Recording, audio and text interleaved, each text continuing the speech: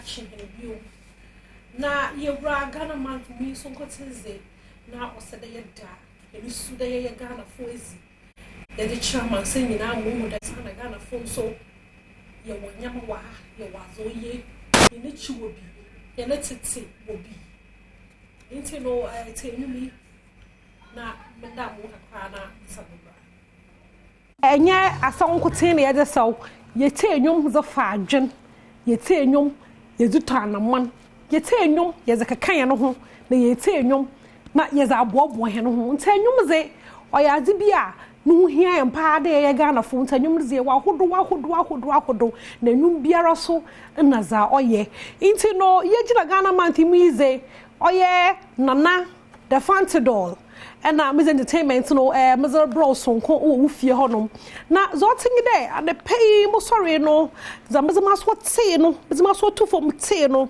menyu anje ho na wo chema me de hye oye kodwo antwi ni fie kura owo kwashiman wo kira ija atom tata eda no ko mayen ko hwe na embra.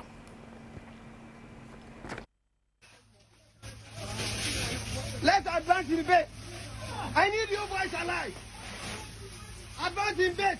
I need you boys alive.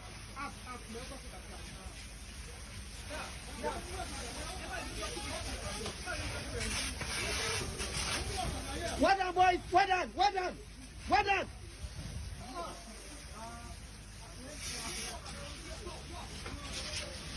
Where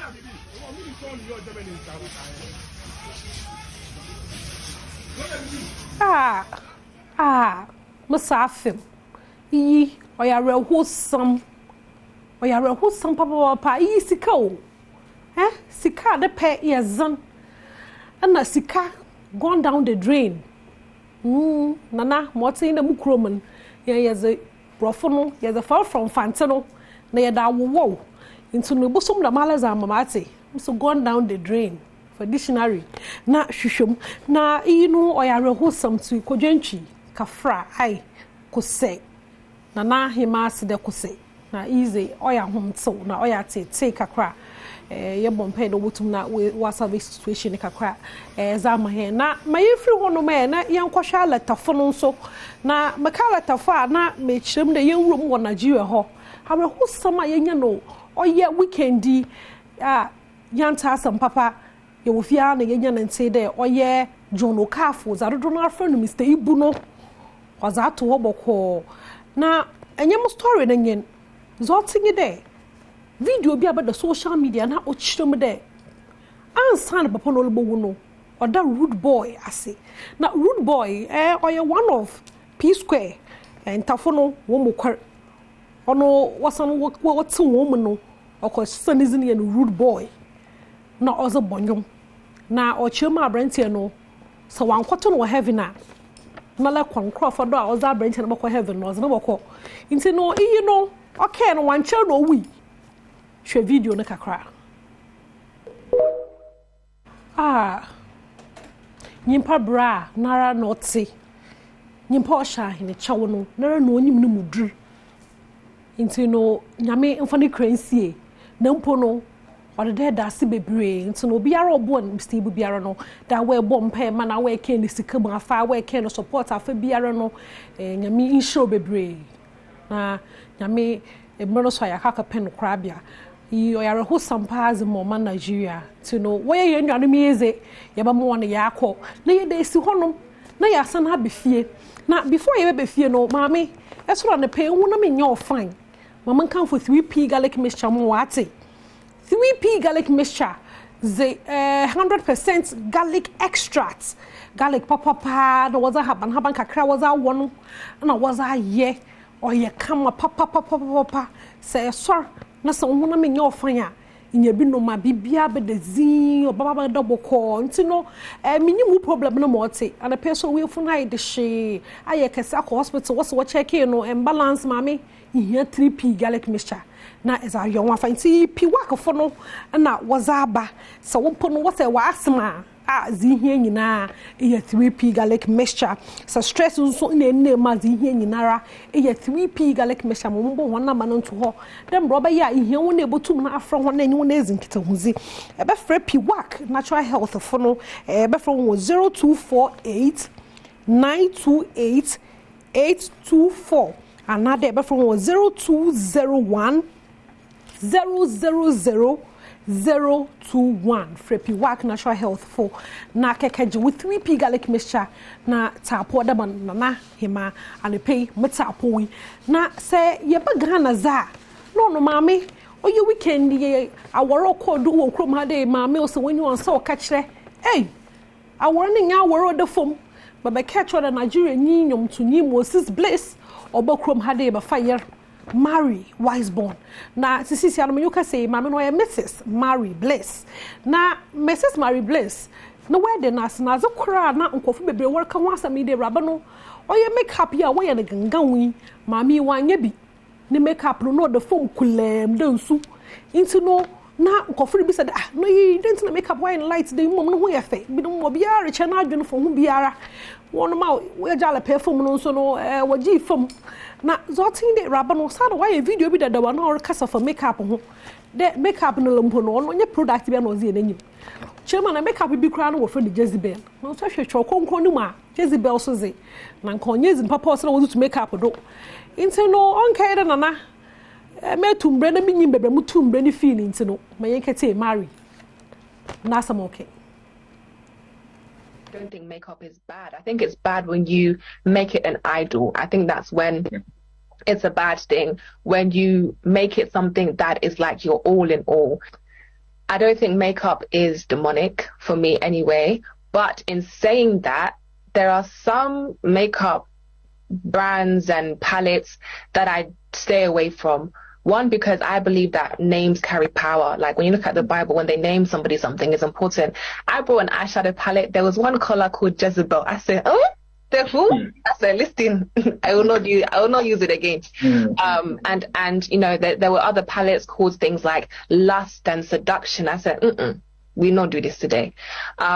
So, you know, in saying that, you know, being mindful of that, because I believe names carry power. Why would you name something Jezebel unless you know something is up?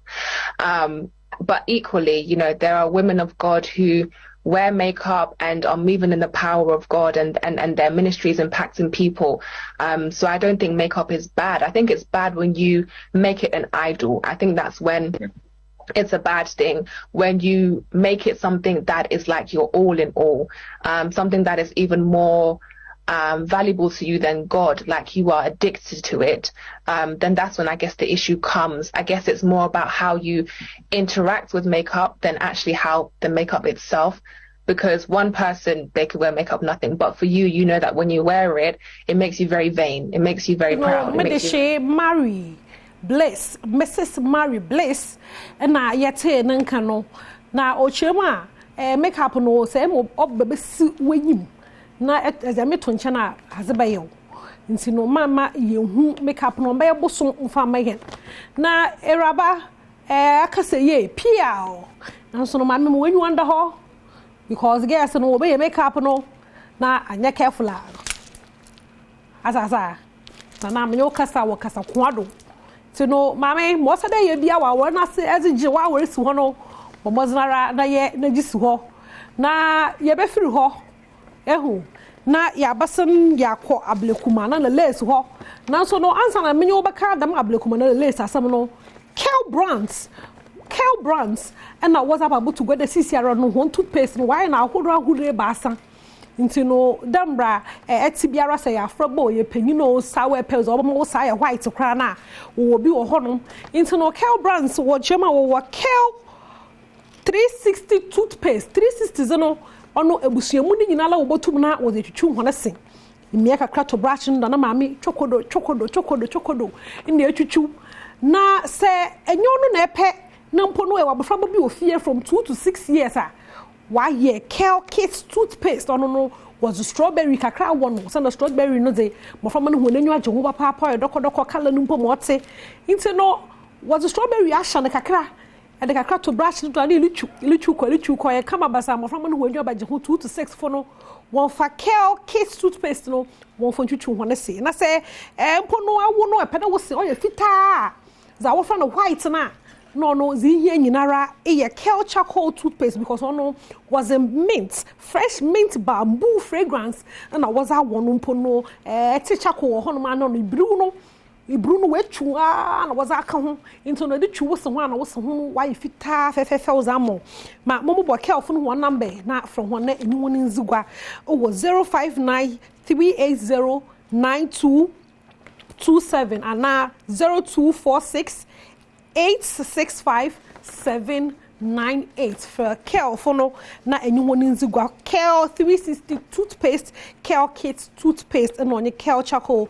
toothpaste. Na me you work say oyaza ablekuma nana lace osede mpono amrado o forgetting ho so about rap pa okrom hade ya obotuman also obotuman ma yente ablekuma nana lace Adom pass amrado.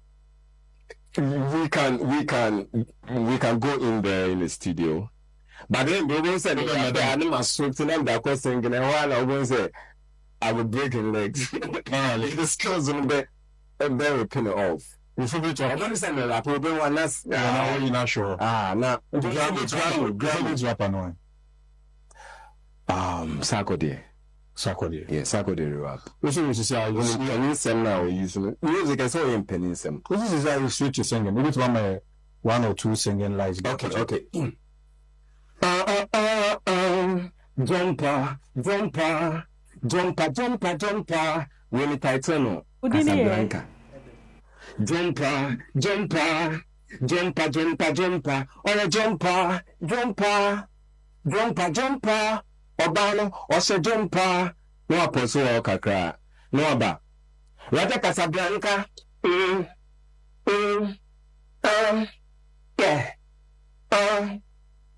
Raja Casablanca.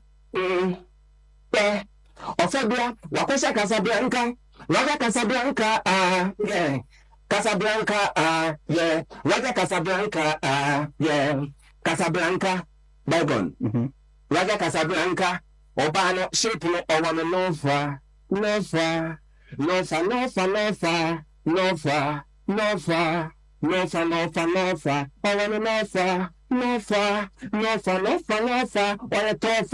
go far. Otafa Taifa. Raja Casablanca. Yeah.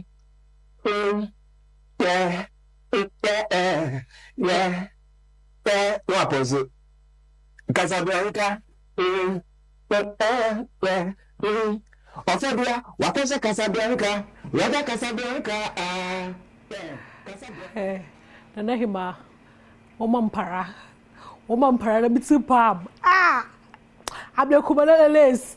Ebe ye steady we me olate every day is awu okrom ha me de besi ha na so no me Kel down so majumezi no ogudo orokodo pono Sunday eviction no me am sham obi ba say I didn't see this coming hey na moku Ghana for why mo pon chow one vote mo one favorite contestant mo from no binum why as papa mo hwe squad no wagina wo pa no mo kuko ofia no na zi vote no here into no say e wo favorite o ma wo mozinara no vote na faman onsoma 3:30 Sunday na batina wo TV ho na hwe nso magimezi no monkodo ye basan ya eviction biom Sunday into no to ma wo favorite contestant Adom be ye camera nyamishen bebre wo be Kofi Ampedu e producer director Dache hine no direct most say yes sound